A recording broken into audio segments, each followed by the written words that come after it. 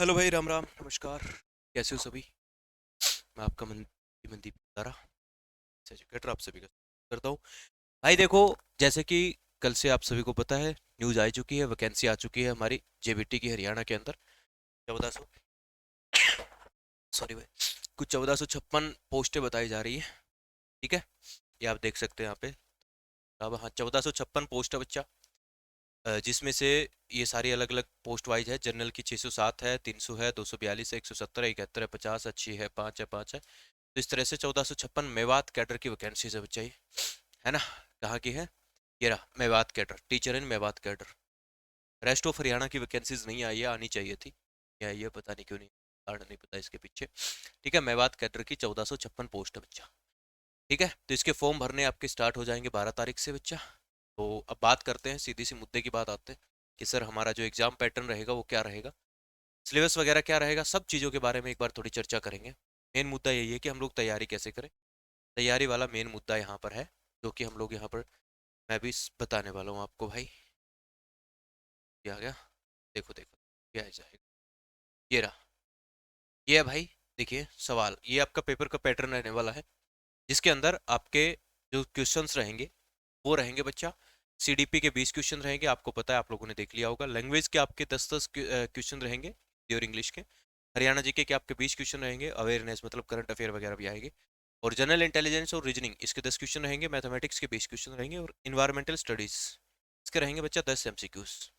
ठीक है, 10 क्वेश्चन रहेंगे इसके, ईवीएस के, इन्वायरमेंटल स्टडीज। अब 10 क्वेश्चन है बच्चा हमारे। तो इस वीडियो में हम यही बात करने वाले हैं कि ईवीएस की तैयारी कैसे करें।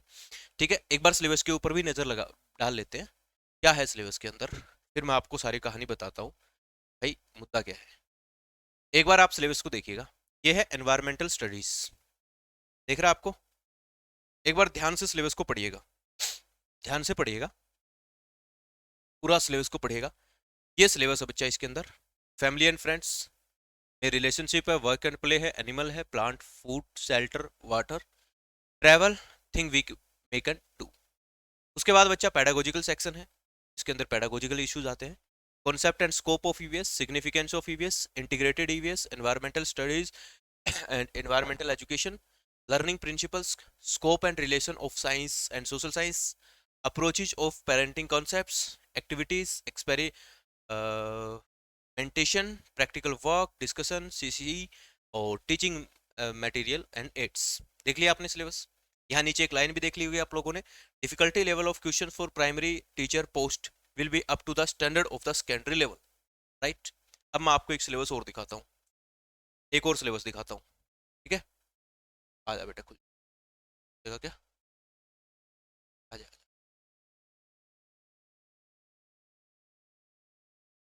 भाई, खुल गया। देखो बच्चा, एक ये सिलेबस को पढ़ो आप। यहाँ पर जो है इन्वायरमेंटल आपको दिख रहा है ना, कहाँ दिख रहा है सर, ये रहा। इसको पढ़ो बेटा आप, environmental study same to same ditto. नीचे वाली लाइन भी एज इट इज है, वो थोड़ा सा कट गई, इसमें standard of same to same ditto कुछ भी नहीं है भाई। ये सिलेबस है हमारा एस्टेट का, इसका सिलेबस है एस्टेट का। तो जो इन्होंने एस्टेट में सिलेबस दिया बच्चा, उसी को कॉपी पेस्ट किया है ईवीएस में। तो मैं सीधी सीधी बात आपको बताऊं, जो एस्टेट में सिलेबस इन्होंने दिया था वही एज इट इज कॉपी किया है यहाँ भी। यही एज इट इज होता है बच्चा हमारा सिलेबस सीटेट के अंदर भी, यही एज इट इज होता है बच्चा रीट के अंदर भी, यही एज इट इज सिलेबस होता है बच्चा केवीएस के अंदर भी। जितने भी एग्जामिनेशन होते हैं सभी के अंदर सेम टू सेम ईवीएस का सिलेबस होता है। सही बात है ना? जी सर। अब बात मुद्दे की आती है कि सर हमें क्या पढ़ना है, क्या नहीं पढ़ना, कैसी बात है। देखिए बच्चा, हम बात करेंगे एक एक करके। केवीएस की बात करें, क्योंकि सबसे डिफिकल्ट पेपर लोग इसी को मानते हैं कि केवीएस वाला पेपर जो आया था ना पीछे, जो केवीएस में वैकेंसी आएगी पीआरटी की, तो केवीएस में जब पीआरटी की वैकेंसी आई बच्चा, तो लोगों ने कहा कि सर इसमें ना क्वेश्चन का लेवल जो था वो बड़ा हाई था। अब मैं बताता हूँ वो हाई क्या था। मैं कल रात से, जब से वैकेंसीज आई है, मैं यही देख रहा था कि जो पेपर हुए हैं, सबसे टफ पेपर किसको मानते हैं बच्चे और उसमें क्या क्या पूछा गया था।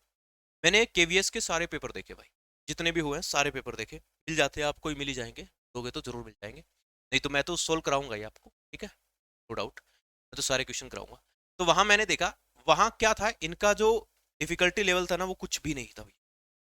डिफिकल्टी लेवल कुछ भी नहीं था, लेकिन दिक्कत पता है क्या थी? दिक्कत ये थी कि वहां थे स्टेटमेंट वाले सवाल, है ना? वहां थे स्टेटमेंट वाले सवाल, एक स्टेटमेंट दी गई थी, फिर उसके नीचे उसके उसके निष्कर्ष दिए गए थे, फिर अलग अलग 4 ऑप्शंस दिए गए थे। मतलब थोड़ा आसान थे, बहुत आसान थे, बस थोड़ा सा लेंदी क्वेश्चन बन रहे। समझ रहे मेरी बात को? कि नॉर्मल जो देखिए सिलेबस वही है जो हमारा नॉर्मल सीटेट के अंदर आता है, वो वाली चीज वहां नहीं थी। ठीक है, नॉर्मल जो सीटेट और रीट के अंदर जो वन लाइनर टाइप से क्वेश्चन आते हैं ना, है ना, वो वाली चीज वहां नहीं थी। वहां चीजों को थोड़ा सा अच्छे लेवल पर पूछा गया था, मतलब अच्छे लेवल नहीं कह सकते हम इसको, मतलब लेंदी बना रखा था यार थोड़ा सा। अगर आपने पढ़ा है ना एनसीईआरटी को अच्छे तरीके से तो, और शिद्दत से अगर आप सवाल करना चाहते हैं तो आप कर सकते हो, आराम से कर सकते हो, ऐसी कोई बड़ी बात नहीं थी। डिफिकल्टी लेवल कुछ भी ज्यादा इतना नहीं। हाँ स्टेटमेंट वाले थे, और इस तरह के सवालों का ना एक्सपीरियंस बच्चों को नहीं है। सही बात है ना? जब इस तरह के सवालों का एक्सपीरियंस हमको नहीं है तो हमें ये सवाल मुश्किल लग रहे हैं। समझ रहे बात को? है कुछ भी नहीं, मैं आपको सारी चीजें सोल्व करवाऊंगा। अब भैया बात आ जाते हैं वापिस कि सर ये जो सिलेबस आपने अभी दिखाया हमें, कि ये सिलेबस एचटेट में जब इन्होंने दिया था पिछली बार, तो क्या सर एचटेट में इन्होंने इसी सिलेबस के अकॉर्डिंग, सेम टू सेम इसी सिलेबस के अकॉर्डिंग इन्होंने पढ़ा था, मतलब पेपर दिया था? मैं कहूंगा नहीं। जितना इन्होंने कहा था ईवीएस के अंदर, ओ जो एचटेट में 30 नंबर का ईवीएस आता है आपको पता है पीआरटी में, तो इसमें इन्होंने क्या दिया? जो पहले पुराना जो पैटर्न होता था ना, मतलब पुराना पैटर्न के जो जनरल एनवायरमेंटल स्टडीज के होते हैं, जिस तरह कॉन्वेंशन हो गया, और क्या हो गया बच्चा, कुछ ये जो ओजोन लेयर वेयर क्या है, ये सारे जो जनरल ईवीएस वाला जो होता था सेक्शन, जो कॉम्पिटिटिव एग्जामिनेशन में आता है, वो वाला सेक्शन से भी सवाल पूछे थे, और ये जो न्यू वाला सिलेबस दिया है ना, इससे भी सवाल पूछे थे। तो हरियाणा वालों ने अभी तक एक ही बार सिलेबस दिया था स्टेट में ऐसा डिट्टो, इसके अंदर इन्होंने दोनों चीजों को मिक्स करके सवाल पूछे थे। ऐसा नहीं कह सकता कि नए वाले सिलेबस से पूछे थे यार इससे पूछे। अब बात आती है कि सर ये जेबीटी में क्या करेंगे, क्योंकि बेटा क्या है देखिए, एस ये पेपर जो बनाया था ये बनाया था बोर्ड ने, एस्टेट वाला, ठीक है, और ये बनाएगी एचएसएससी।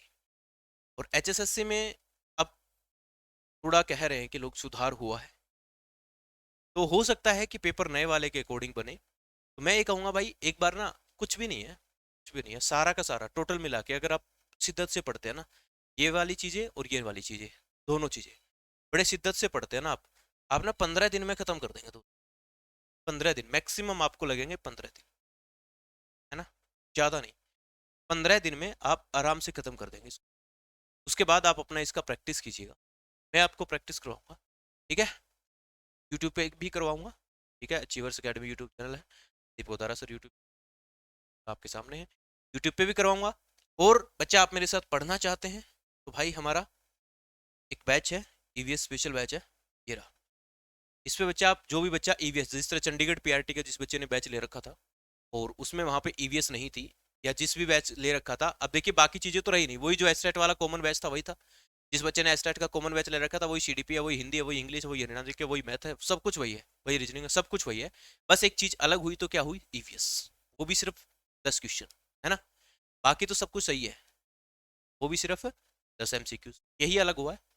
तो इसके लिए अगर आप चाहते हैं कि सर हमें पर्टिकुलर तरीके से पढ़ना है, तो आप ये बैच ज्वाइन कर सकते हैं, अचीवर्स अकेडमी ऐप पर बैच मिल जाएगा। इसकी क्लास बहुत जल्दी, आज 1-2 दिन में ही क्या हो जाएगी, लाइव स्टार्ट हो जाएगी। और यहाँ पूरी की पूरी जो क्लास मैं पढ़ाऊंगा, जो इस नए सिलेबस के अकॉर्डिंग है, वो सारी की सारी रिकॉर्डेड फॉर्म में भी पढ़ी है। तो ये पूरा कोर्स आप लेकर के 1 हफ्ते में भी खत्म कर सकते हैं सर, 7 दिन में खत्म कर दो, है ना? बस आप कूपन कोड लगा लेना ईवीएस, जिससे आपको डिस्काउंट मिल जाएगा 25% डिस्काउंट, जो भी बैच चल रहा है उस प्राइस चल रहा है उसमें एक्स्ट्रा डिस्काउंट मिल जाएगा एक कूपन कोड लगाने। अचीवर्स अकेडमी आप डाउनलोड करोगे, वहां पर ये बैच मिल जाएगा आपको, ठीक है? बाकी चीजें वही है जो एस्टेट में आप पढ़ते हैं, सीटेट रीट वीट सब में वही है, बस हरियाणा जी की उसमें थोड़ी अलग हो जाएगी, बाकी चीजें सेम है सर, कुछ भी नहीं है। चंडीगढ़ पीआरटी वालों के लिए भी सिर्फ ईवीएस अलग है ना, और हरियाणा जी के अलग, और कुछ भी नहीं है। वहाँ ईवीएस नहीं है, चंडीगढ़ पीआरटी वाले बैच वाले बच्चे तो यहाँ करके ज्वाइन कर सकते हैं भाई, इफ यू वांट, ठीक है? अब रही बात आगे की मुद्दे की बात कि सर हम तैयारी कैसे करें, क्या पढ़ें क्या ना पढ़ें, तो भाई साहब आप पढ़ो ना पीवाईक्यूज। सर पीआरटी में तो हुआ ही नहीं, जेवीटी का तो पेपर ही नहीं हुआ, पीवाईक्यूज किसके पढ़े? तो पीवाईक्यूज पढ़ो आप केवीएस के, जो कि मैं आपको पढ़ाऊंगा, ठीक है? और आप पढ़ो बच्चा इसके सीटेट वाले, ठीक है? और हो सके तो रीट वाले पढ़ लेना, इससे आपका पेडागोजिकल इश्यूज जो है वो अच्छा हो जाएगा। सही है? तो यही बात थी, कुछ भी नहीं करना, सिंपल सी बात है। और एनसीईआरटी पढ़ो, जो बच्चा एनसीईआरटी पढ़ सकता है बड़े अच्छे तरीके से, वो एनसीईआरटी पढ़ो।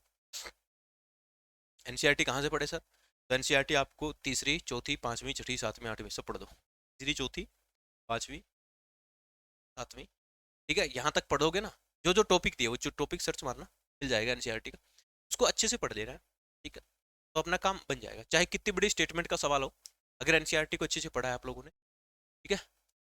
कुछ एक दो चीजें हैं जिस तरह एग्रीकल्चर वगैरह वो 8th क्लास में भी आता है, कुछ एसएसटी, कुछ सोशल साइंस, मतलब मिक्सअप सा सिस्टम है इसमें। अब क्या आएगा पेपर में वो तो पेपर वाला ही जाने, बट जो सिलेबस दिया है उसके हिसाब से मैं आपको बता रहा हूँ कि पूरा मुद्दा ये होने वाला है। कुछ नहीं करना आपको, आप बस एक बार पीवाईक्यूज पढ़िएगा, ठीक है, हो जाएगा आपका, कोई इशू नहीं है, आराम से कर लोगे आप। 10 में से ना 7-8 क्वेश्चन आराम से ठीक कर दोगे, 7-8 क्वेश्चन बहुत होते हैं, आप सिर्फ सिर्फ और सिर्फ इतना कर लेते हैं तो, ठीक है। या फिर आप भाई क्या कहते हैं कि तो भाई हमें तो बिल्कुल भी नहीं आता, हमें तो बिल्कुल जीरो लेवल है, हमें तो बता कैसे करना है, तो फिर बच्चा आप आ जाओ बैच में, लाइव क्लास में बताते हैं, बात करते हैं सारा का सारा, क्या है। तो ये बात थी भाई, कुछ भी नहीं है सिलेबस में, कुछ नहीं है बच्चा, मैं आपको एक बार फिर से दिखा दे रहा हूँ। ये जो सिलेबस है ना स्टेट वाला, same to same ditto syllabus इन्होंने किया है, आपको दिखा दिया मैंने दोनों के विद प्रूफ दिखा दिया है, कुछ भी एक लाइन को भी इधर से उधर नहीं किया है, सेम टू सेम दिया है। तो आप एक बार एस्टेट का पेपर देखना जो 2023 में हुआ था, है ना, 2023 का जो एस्टेट पीआरटी का पेपर देखना, उसमें सिलेबस था और इसमें किस तरीके से इन्होंने पूछा है। आज या कल में मैं वो पेपर आपको सोल्व करवाऊंगा, तो आप उसके अंदर देख लेना कि कैसे क्या पूछ रखा है क्या नहीं पूछ रखा, ठीक है ना। चलिए फिर, ये थी जानकारी, मिलते रहेंगे बच्चों जल्दी, और होप शो कि देखिए भर्ती तो मेवात कैडर में आई है, उम्मीद करते हैं कि रेस्ट ऑफ हरियाणा भी बहुत जल्दी निकाले। फिर कोई बात नहीं, जो मेवात कैडर में आई है तो इसके लिए भी अपने को तो मेहनत करनी पड़ती है बच्चा, ठीक है, और करनी पड़ेगी, याद नहीं है क्या करें।